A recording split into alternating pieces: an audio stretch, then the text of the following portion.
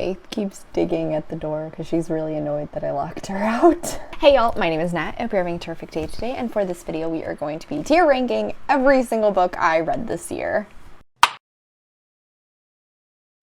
Before I get into anything bookish, however, make sure to hit like and subscribe down below, as well as tell me in the comments, do you count the books you DNF towards your end of year goal, like your wrap up? Do you count them as read? I'm curious. All right, yes, you heard me. I am going to be tier ranking every single book I read this year. That is a lot of books. I officially finished out 105 books. However, I think I had, I don't know, like 9, 10 books that I DNF'd. So a few of those are listed on here. 1 or 2 aren't, because I might eventually go back to those books and I don't want to tier rank them if I might actually rate them later. Does that make sense? Yeah, okay. We're off to a great start. So first off, here's my little tier maker I did, and let's go over the list of tiers. At the top, we have favorite shelf material. Favorite shelf right there. That's the books that either are currently there or might have a chance of getting put up there at some point. Next is Damn, That Was Great. This is like 4 3.5 stars, but not necessarily a favorite. How did you get in here? Next up is Good Soup. Following that is This Is Fine. Not like This Is Fine with Everything on Fire, This Is Fine, but This Is Fine and it was okay. Finally, Why Didn't I DNF This? Or Thank God I DNF'd This. Okay, so jumping right in. First is A Calm Before the Storm by Kelly York and Rowan Altwood. It's gonna go in Good Soup. This is basically just some like fluffy little novella that bridges the gap between the second and third book in the Dark is the Night series, I believe. Next is A Good Day for Chardonnay. That's gonna go in favorite shelf material because it is currently already sitting on my favorite series shelf. A Hymn in the Shadows. I'm pretty sure that's what that one is. This is the second book in that same series. We're gonna put that at Damn, That Was Great because it was really good. I love my babies, James and William. They're so adorable. A Light Amongst the Shadows, also going there. Oh no, it's A Hymn in the Silence is the second book. A Light Amongst the Shadows also going in Damn, That Was Great though, because that book, it was great. It was really adorable and so sweet. It's such a odd combination of all these different genres, and yet the authors managed to make it work in an impressive way. Next, A Torch Against the Night by 𝗖cie heç𝘁_𝗰𝘁. Unpopular opinion right out of the gate. This is the second book in An Ember in the Ashes, and I probably should have just stopped after the first book if I'm being completely honest at this point, so we're gonna go with Why Didn't I DNF This? A Woman Is No Man by Etaf Rum. We're going with Good Soup. This was a pretty good feminist story overall that had a great discussion on generational trauma. It wasn't my favorite. I haven't thought back on it on a day-to-day basis or anything. Act Your Age, Eve Brown, that is going in Damn, That Was Great. Oh my god, such a wholesome, beautiful, sweet romance that had fantastic spice, but at the same time it has great autism representation and some serious discussions as well. The Brown Sisters trilogy as a whole, amazing. Next is A Good Girl's Guide to Murder by Holly Jackson. That's also gonna go in Damn, That Was Great. Aha! Alice by Christina Henry.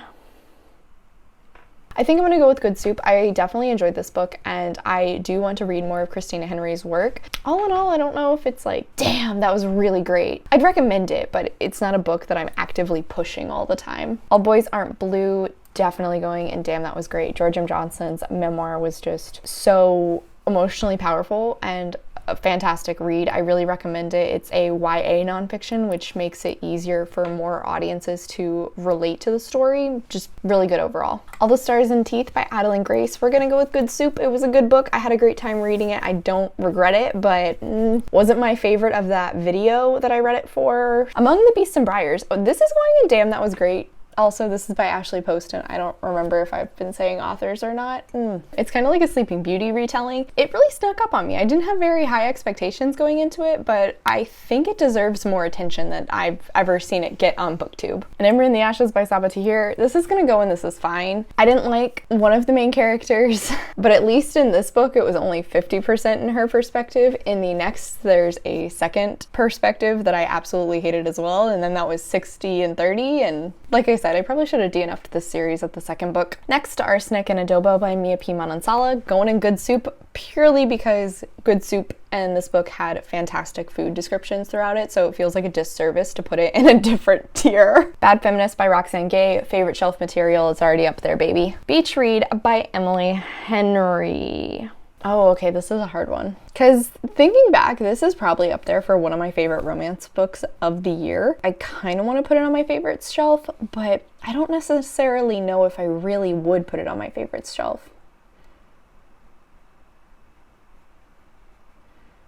We'll just go with Damn, That Was Great. *Behind the Red Door* by Megan Collins. Good soup, interesting thriller, had a cool psychological twist with how it was told, and was very unusual to anything I'd read previously. *The Box in the Woods* by Maureen Johnson. Damn, that was great. The newest book in the Truly Davia series definitely is making the series feel like it's going to start taking a sort of Nancy Drew turn. I don't know if we're getting a fifth book or not, but I would love if we did, because the characters in this series are just so fun to follow and had higher stakes because we could actually know some of the victims' families and things. Good follow-up to the original series. *Brother Song* by TJ Klune. Ooh, oh, that's a hard one.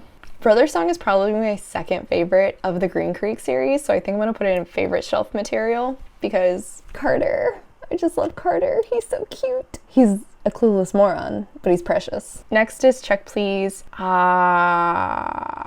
Oh, this is volume 2, actually. We're going to Damn, That Was Great because honestly, one of my favorite webcomics, so much so that I asked somebody to buy it for me physically, which is saying something. Let's go ahead and do the first one up there as well. *Conventionally Yours* by Annabeth Albert. This is going to be up on favorite shelf material because I truly just love this book. I feel like I've been talking about it nonstop lately, and I don't know why. Possibly because I've been really wanting to reread it. So good. It needs more attention. That's all I have to say. *Crazy Stupid Bromance*. This is fine.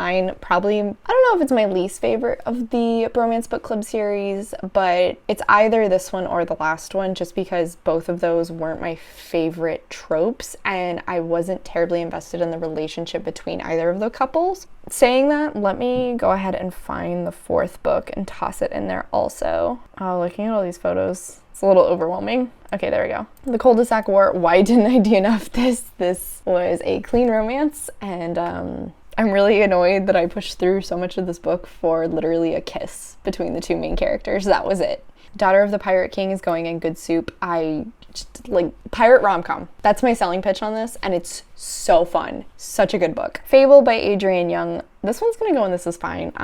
I honestly don't even know if I would really ever recommend this to somebody because it was fine. The entirety of the Fence series. So first, I'm gonna go with Good Soup. Second, also gonna go with Good Soup. Third, Damn, That Was Great. And fourth, also Damn, That Was Great. The series definitely progresses and gets better as it goes on because you get more depth from it. Each of the characters, you start to see their relationships developing and the dynamics between them start to solidify as it goes on. But such a good series. It's a graphic novel series, so like you can read it really quickly, and before you know it, you're already past the fourth one and don't have anything else to read like me. Well, I have the novel, but I don't have any more graphic novels to read. *Fire with Fire* by Destiny Soria. Unfortunately, that's going to go in Why Didn't I DNF This? Just because by the end of the book, I was sorely disappointed. And honestly, given that I couldn't stand one of the perspectives for majority of the book, and even by the ending when she'd been redeemed, I still wasn't particularly interested in her. Yeah, unfortunate. *The Firekeeper's Daughter* by Angeline Booley. I'm gonna go with Good Soup.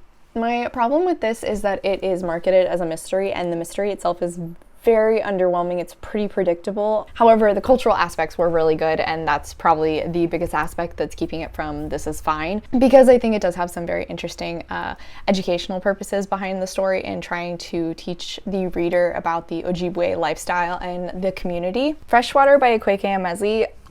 This is gonna go in Why Didn't I DNF This, but not for a negative reason. I just think I'm too dumb for this book. It is very literary fiction, not psychological. What's the word I want? Magical realism. It is very, I can't think of the term, but too big brain energy for me. From Here to Eternity by Caitlin Doughty. Going on favorite shelf material. Caitlin Doughty, one of my new favorite authors of the year. Amazing. Just loved her stuff. Gentleman's Guide to Getting Lucky. This is fine. It was a little novella in the Virtue and Vengeance series by Mackenzie Lee. No, that's not what it's called. The Montague siblings? I think that's what it's called. It was some fluff between Percy and Monty, but like honestly, it wasn't anything amazing. Gods of Jade and Shadow. On the favorites shelf. We know. Heart Song by TJ Klune. This one will go in good soup, just because this was following Robbie, which was not one of my favorite characters. And I will say, even though I wasn't really looking forward to this book, I did enjoy it a lot more than I thought I would, which is why it's going in good soup and not This Is Fine. I still gave it 4 stars, but it was just my least favorite of the series. The entirety of the Heartstopper collection, which honestly I actually didn't mean to put in here because I was trying not to do any of my rereads, but I forgot. I think the 4th one I'm going to put up in that was Damn, That Was Great. And the rest I'm going to put in good soup. These are super wholesome, lovely graphic novels that do start to tackle some heavier subjects as they progress forward, and I do like having the heavy aspects of it as well to pair with the fluffier bits, because it makes the rest of the story seem much more mature. That's probably why the latest one is in Damn, That Was Great in comparison to the other 3. Hell in the Heartland by Jax Miller. This was a fantastic true crime story that I read this year. I'm gonna put that one up in Damn, That Was Great. I've actually recommended it to a few people recently because it's set in Oklahoma and I'd never heard of the story before, but the amount of layers that are involved in the investigation is just crazy. Helter Skelter, The Manson Murders, also gonna put in Damn, That Was Great. This book was freaking insane. That's all I can say about it. Hunger by Roxane Gay, also going up here in favorite shelf material. Fantastic memoir, so powerful, so raw. Jane Anonymous, I'm gonna put it in good soup. The problem I had with this one was just the fact that it kind of took the same turn that Behind the Red Door did, which was a surprising psychological twist I wasn't expecting and hadn't seen before until I read Behind the Red Door, and then Jane Anonymous kind of did the exact same thing, and it was just awkward timing. Little Shoes, I don't remember the author of this one. I'm gonna go with This Is Fine, just unfortunately because it was an unsolved case. It was kind of a unsatisfying ending and the writing just wasn't my favorite. Loathe at First Sight by Suzanne Park. This, we're gonna go in good soup. I loved the female empowerment, the romance aspect, however, underdeveloped, underutilized. Lost in the Neverwoods by Anne Thomas. This is fine. I just was disappointed. I didn't love this in comparison to Cemetery Boys, which I adored. It was just a little too young for me, reading-wise, particularly given that the main character is like 18 and she acts more like a 14-year-old. Monday's Not Coming by Tiffany D. Jackson. Good soup, a good read, very, very heavy themes, but like the ending twist didn't work for me. It was kind of weird. Didn't understand why it was taking place. Nick and Charlie, another Alice Oseman book. I think I'm gonna go in This Is Fine because basically the main issue of this novella was just poor communication in regards to a long-distance relationship, and as I said when I reviewed this book originally, I was in a long-distance relationship. I just kind of have like no pity for people if you're not going to communicate and you're angry that a long-distance relationship's not going to work, when that's like the biggest part of making it work is communicating. Night Film by Marisha Pessl. This is going in This Is Fine because in the end it was a little disappointing, way too long, a little overhyped. Night of the Mannequins. Ooh, that's a good one. I think I'm gonna put that one in Damn, That Was Great, because I just kind of loved the way this horror was written and the realistic twist this ended up taking. It just makes like the whole thing feel so much darker, and I know this is not like everybody's cup of tea, but it was mine. One Last Stop by 𝗖cie McQuiston.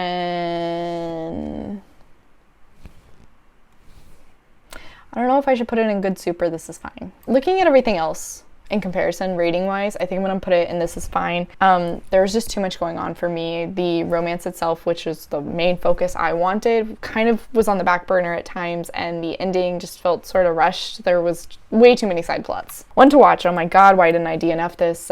Regret finishing that book. Out of Character, also by Annabeth Albert. This is the second book in the Conventionally Yours universe. I'm gonna put it in good soup. I didn't love these characters quite as much as I adored Alden and Conrad, but the romance was still very adorable. I also wish that rather than giving us a few more like spicy scenes, it would have had more focus on them communicating and getting to know one another, trying to improve their relationship. Outlawed by Anna North. This is fine. It was a feminist Western, which was interesting, and I had never read something like this before, but I don't really think Western's book genre for me. I don't mind a Western movie, but people we meet on vacation, you are going up, and good soup. It was a 4-star. Definitely good romance. Friends to Lovers is not my thing. I liked the way the story was told, and I really enjoyed both of the characters. I don't know, it just didn't have the amount of like tension that I wanted in comparison to Beach Read, where it was enemies to lovers. So, Pretty Girls by Karen Slaughter, damn, that was great. That is still like the craziest thriller I've ever freaking read. I do need to prioritize some more. I do need to prioritize picking up some more of Karen Slaughter's books because shit is insane. Raven Song, you know, I should probably just go ahead and do the rest of the Green Creek series. So Raven Song, definitely on favorite shelf material. That's my favorite of the series. I think the last one is just Wolf Song, which I'm gonna put that one in damn, that was great. Like, looking back, my love of Brother Song and Wolf Song are pretty even, but I just fell in love with Carter as a character so much, and the dynamic he has with Gavin was just amazing. And even though I love Ox and Joe, like, their story was so slow moving at times that I think I can knock them down a peg. But still, that's really hard to say. I love the entire Green Creek series. Red Queen, this is the follow-up to Alice. I think I'm also gonna put this one in good soup. I didn't quite love it as much as Alice, just because we had a bit less of Alice and her love interest Hatcher. I really liked their dynamic when they were together in the first book, but unfortunately a lot of the second book is Alice alone and her trying to figure out her mindset and whether she is crazy or she's not. Are these magic powers a real thing or not? That's like a very common theme throughout this series, given that she starts in a mental institution. The Right Swipe by Alisha Rai. This is gonna go in good soup. It's a good book.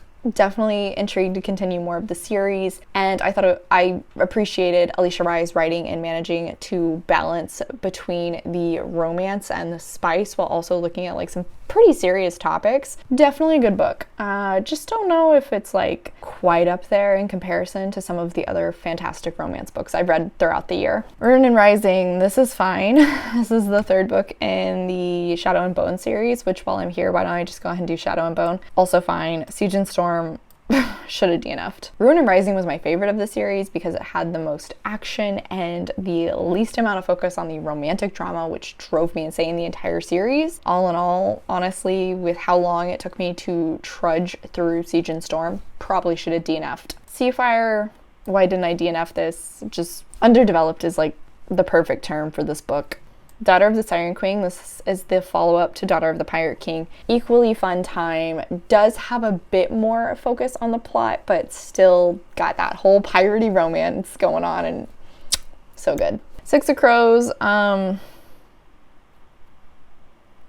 gonna put it in This Is Fine. Like, I don't wish I had DNF'd it. I did actually enjoy reading the book, but like there's so much hype, and then I think spoiling myself for the only two characters that I cared a great deal about kind of ruined it for me also. So We Meet Again, also by Suzanne Park. Honestly, I'm gonna put this in kind of wish I DNF'd it, just because the issue with this was the summary gave away like 80% of the plot, so I knew exactly what was happening the entire way through, and the romance itself just, again, fell on the back burner for the book to be marketed as a romance.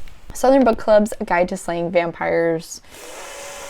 I'm gonna put it high on good soup because, oh my god, that another crazy horror ride. That was insane. That took so many twists and turns I was not anticipating, and I felt so many different kind of ways while reading it. The Seven Husbands of Evelyn Hugo.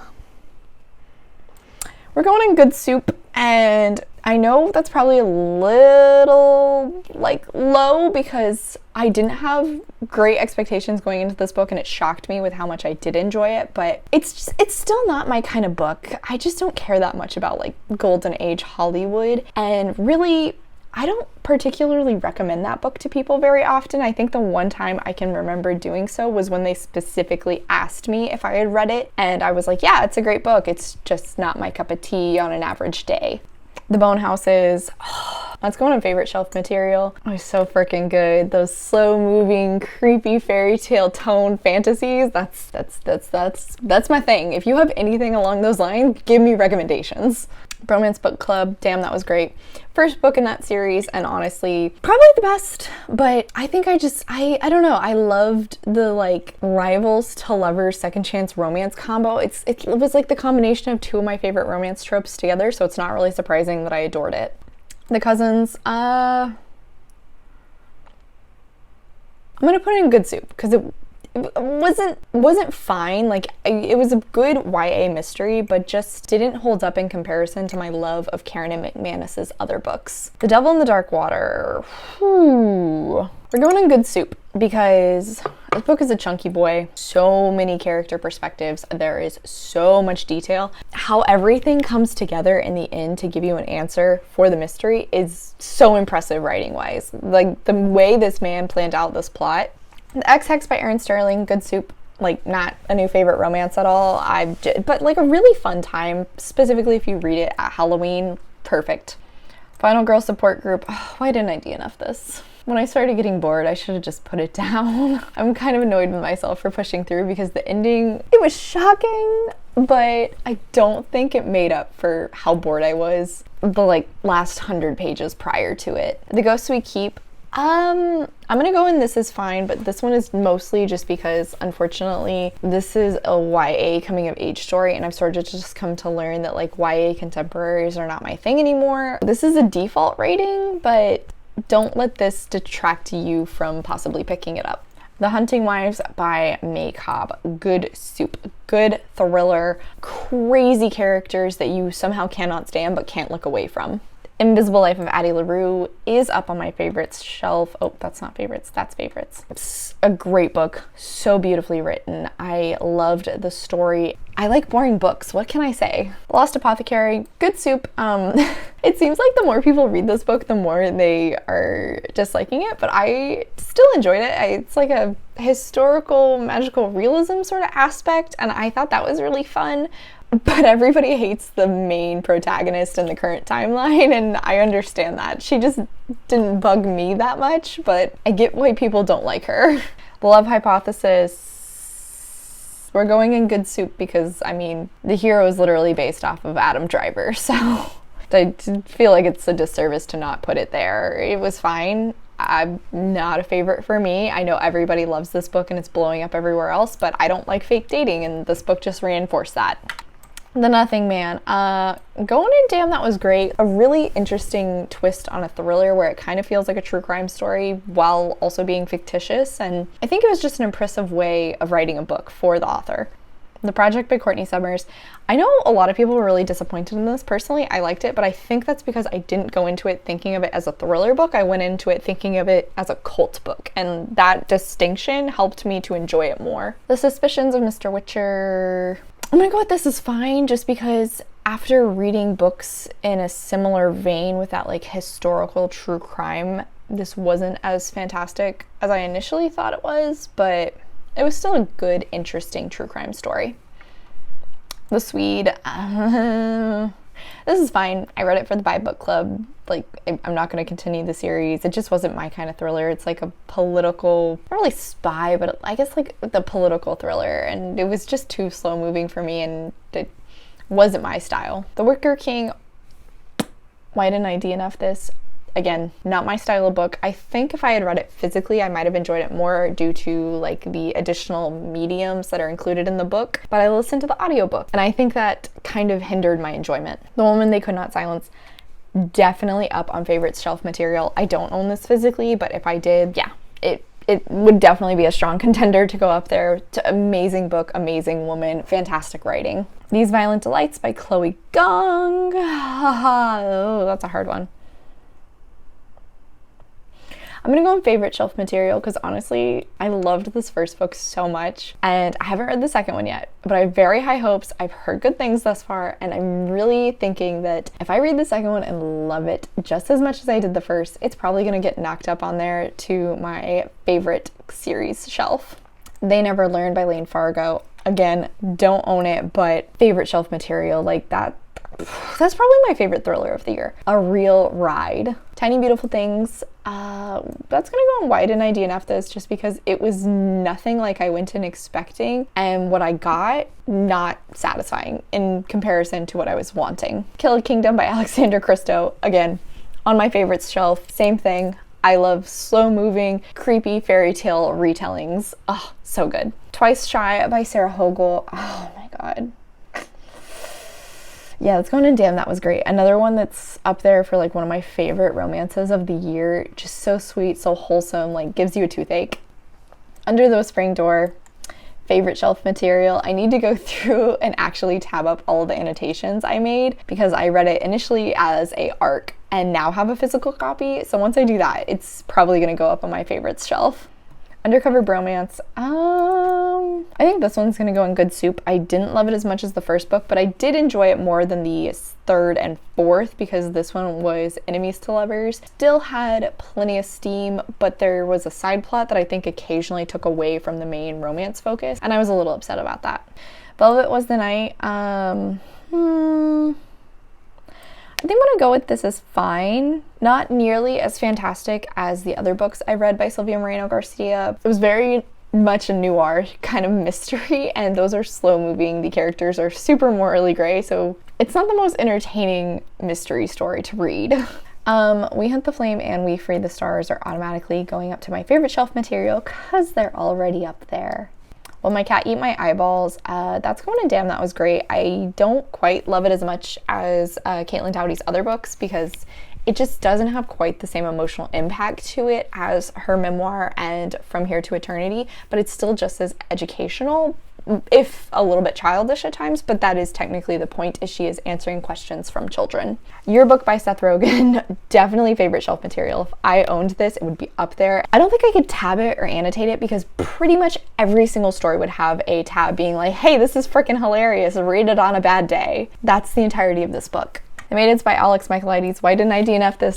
/ thank God I DNF'd this. I am so glad I did. After looking up the answer, really glad I didn't bother pushing through for that. Okay, so that was so many freaking books to sit here and tier rank. Hopefully I haven't lost you. I'll zoom out a little bit so you can actually see it a little better, but this is my overall breakdown. Thankfully, looking at this, I can see that I tend to know what I enjoy the most because honestly, majority of the books at the top are ones that I pick out for myself, whereas I feel like those on the lower side are ones I tend not to pick for myself. For example, like The Wicker King, One to Watch, Freshwater. I didn't pick those for myself. They were part of book clubs. All right, guys, so thank you so much for coming to my channel today. I really appreciate it. Make sure to hit like and subscribe down below. I have my Goodreads, Storygraph, Instagram, and Tumblr linked in the description if you're interested in keeping up with what I am reading. I come out with videos on Monday and Friday, but until then, I hope you continue to have a terrific day. Love you, bye!